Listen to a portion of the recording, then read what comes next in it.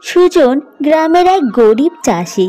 সে তার পরিবার নিয়ে ছোট্ট একটা গ্রামে থাকতো। সুজনের নিজের জমি বলতে কিছুই ছিল না। সে জমিদারের জমিতে চাষের কাজ করত।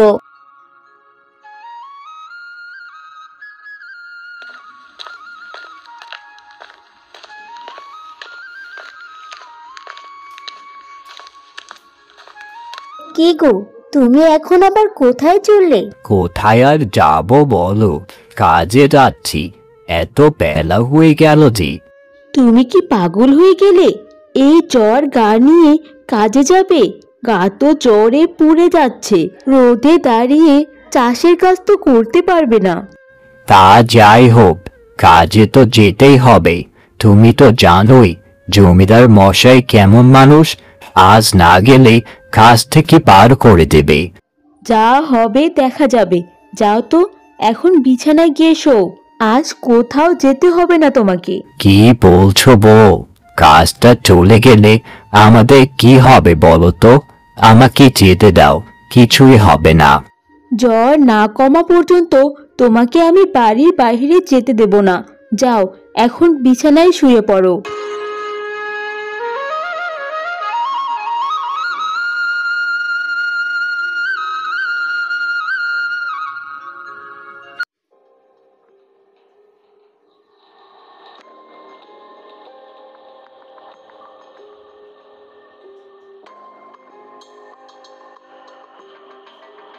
না না না, আমি তোদের কোনো কথা শুনতে রাজি নই।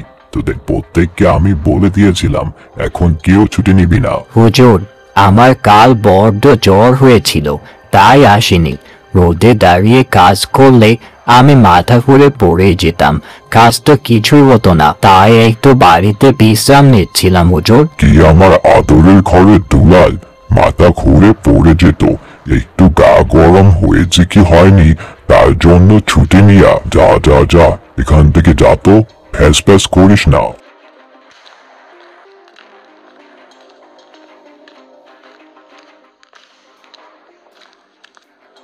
কাল বউকে কতবার করে বারণ করলাম, আমার একটা কথাও শুনলো না। আমি জানতাম হুজুর একটা কথাও শুনবে না আমার, আমাকে ঠিক কাজ থেকে বার করে দেবে। এবার কি করে চলবে আমাদের? আমি জানি বউ আমার কথা ভেবে আমাকে কালকে কাজে যেতে দেয়নি। গেলে নির্ঘাত মাথা ঘুরে পড়ে যেতাম। কালকে জ্বরটা খুব বাড়াবাড়ি হয়েছিল, কিন্তু এখন কি হবে? কাজ না করলে খাবো কি? রোজগার হবে কোথা থেকে? কিছুই তো বুঝতে পারছি না।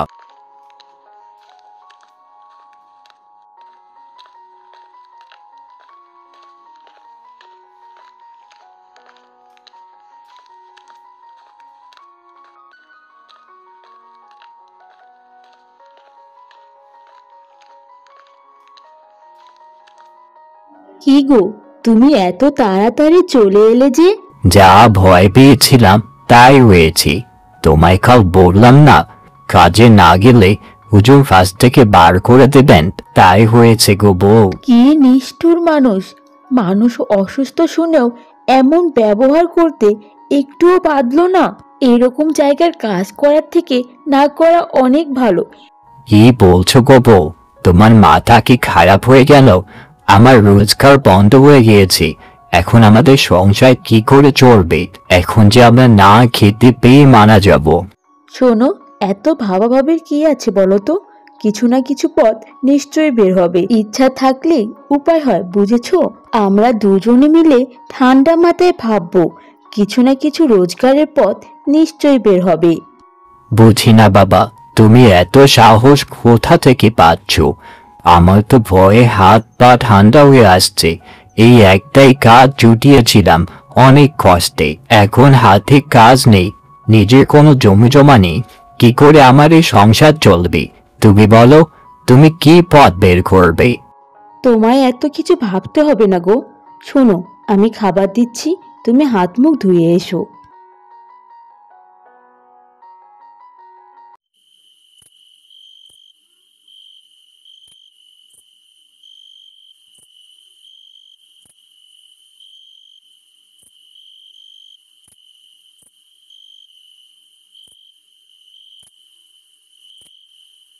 জানো তো, আমি অনেক ভেবে একটা কথা ঠিক করেছি। কি কথা বল, কোনো কি উপায় পেয়েছো? আমি ঠিক করেছি তুমি এবার থেকে চা বিক্রি করা শুরু করবে। কথাটা কিন্তু মন্দ বলনি, কিন্তু রহিম ভাইও তো চা বিক্রি করে। এতদিনের লোকে কেন আমার কাছে আসবে বলো তো? সেটা তো আমি জানি গো, আমি অন্য কথা ভেবেছি।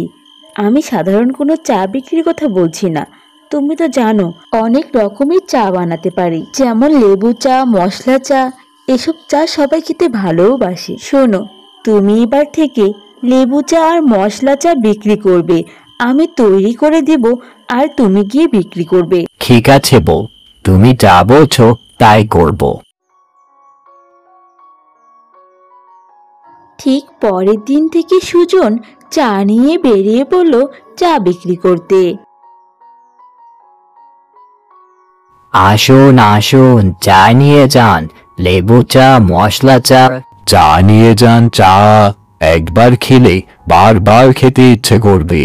এ হলো লেবু চায়ের জাদু। চা নিয়ে যান, চা।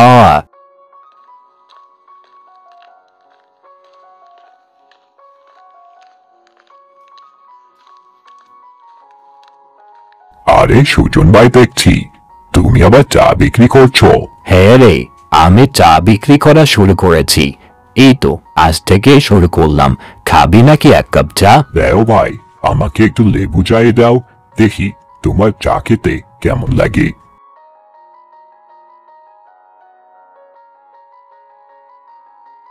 বাহ ভাই, এই তো দারুণ খেতে। মনে হচ্ছে লেবু চায়ের জাদু ভাবি নিশ্চয় তৈরি করে দিয়েছে, তাই না ভাই? হ্যাঁ রে, তোর ভাবি অনেক রকমের চা তৈরি করতে পারে। তোর চা ভালো লেগেছে? আমার ভীষণ ভালো লেগেছে। দেখো, এই গায়ে সবাই তোমার চায়ের প্রশংসা করবে আর তোমার কাছে চা খেতে আসবে। কিন্তু তুমি শুধু এই রাস্তায় রাস্তায় চা বিক্রি করো না, বাজারে যাবে। বাজারে আমার দোকানের সাথেই তুমি চায়ের দোকান দিবে। বাজারে গেলে যদি জমিদার মশাই কিছু বলে? তুই তো জানিস আমি জমিদার মশাইয়ের ওখানে কাজ করতাম। উনি আমাকে কাজ থেকে বের করে দিয়েছে। আর এখন যদি আমি বাজারে গিয়ে চা বিক্রি করি আর উনি আমার চা বিক্রি করা বন্ধ করে দেন, তাহলে আমার কি হবে? দরকার নাই বাবা, আমি রাস্তায় রাস্তায় চা বিক্রি করব। জমিদার মশাই কি বা বলবে? ওখানে যারা আমরা বাজারে দোকান দিয়েছি তারা জমিদার মশাইকে খাজনা দেয়। তুমিও না হয় জমিদার মশাইকে খাজনা দিয়ে দেবে, তাহলে তো জমিদার মশাই কিছু বলতে পারবে না। আমি বলছি তুমি চলো, তুমি বাজারে দোকান দাও, তোমার অনেক উপকার হবে। তুই এত করে বলছিস যখন, তাহলে না হয় যাব।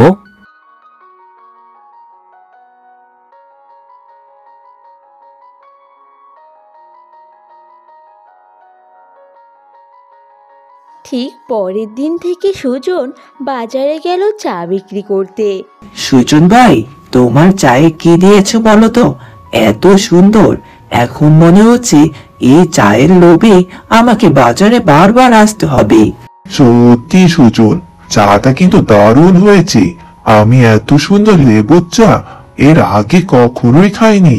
আপনাদের সকলের চেয়ে এত ভালো লেগেছে, তা দেখে আমার খুব ভালো লাগছে।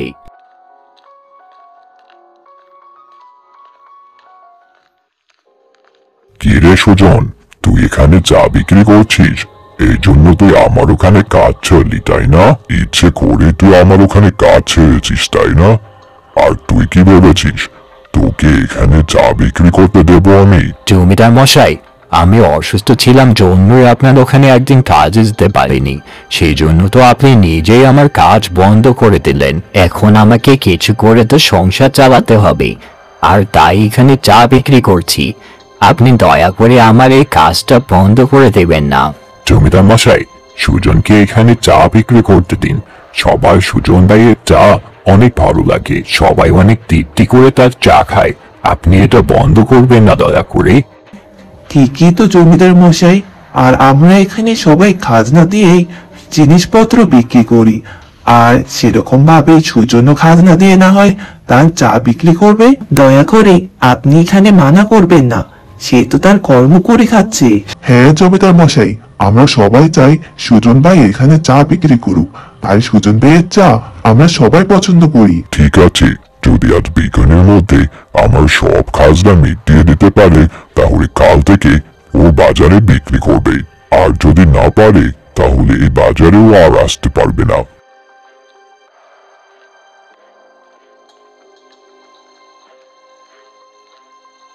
সুজন ভাই এখন কি করবে? বিকেলের মধ্যেই তো খাজনার সব টাকা পরিশোধ করতে হবে। সেই চিন্তা করিস না রে ভাই, আমার বউ অনেক বুদ্ধিমতী।